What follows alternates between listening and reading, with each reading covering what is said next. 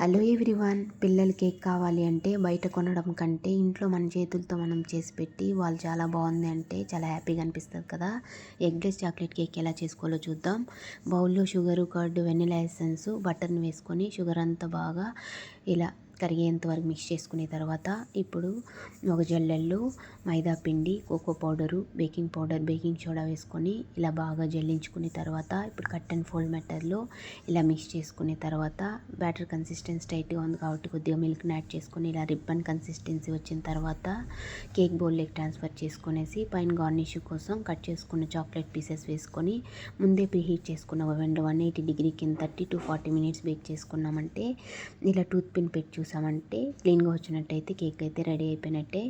చల్లారిన తర్వాత ఇలా కట్ చేసుకొని సర్వ్ చేసుకోవడమే. కేక్ అయితే చాలా బాగా వచ్చింది. మీరు ఒకసారి ఇలా ట్రై చేయండి. Thank you for watching. Please subscribe my channel. Bye.